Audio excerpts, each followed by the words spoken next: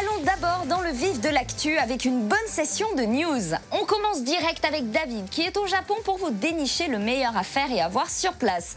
On revient juste après en plateau où je vous parlerai des dernières annonces incontournables du moment. C'est parti pour les news.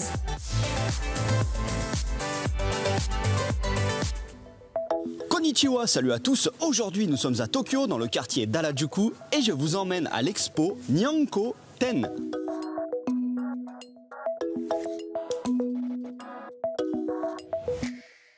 Nous voici à la Design Festa Gallery. Alors elle n'est pas forcément facile à trouver, hein. Il faut traverser toute la rue principale Takeshita Dori et ensuite c'est un peu perdu à gauche.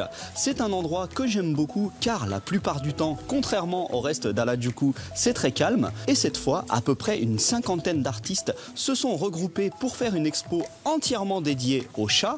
Et comme le chat en japonais ne fait pas miaou, il fait nyan, c'est pour ça que l'expo s'appelle Nyanko Ten.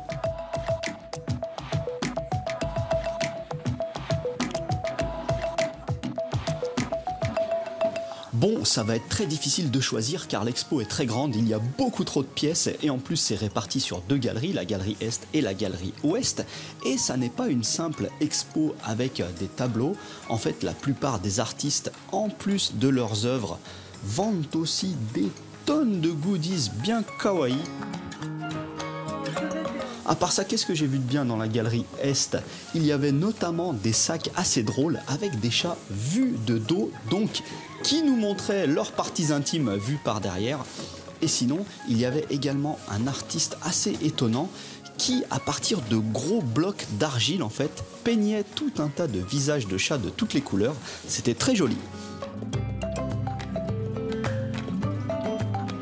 Me voilà maintenant au niveau de la galerie Ouest, mais je reste un peu à l'extérieur pour pas gêner les gens car les pièces sont étroites. Ce qui m'a marqué le plus ici, c'est notamment de très jolies peluches de chats enfermées dans des boîtes d'œufs. À part ça, il y avait aussi pas mal de vêtements pour les chats, des bonnets péruviens ou encore des bandanas triangulaires à mettre autour du cou des chats. Et enfin, pas mal d'accessoires et de bijoux, et même de très belles assiettes traditionnelles japonaises, mais en forme de tête de chat.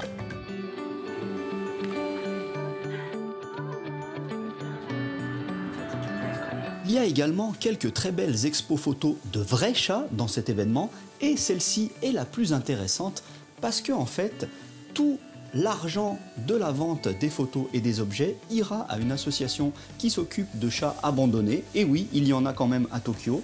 Donc, que vous achetiez ces photos de jolies filles avec des nekomimi ou bien tout autre objet qui se trouve ici, eh bien, l'argent ira à l'association Nerima Neko.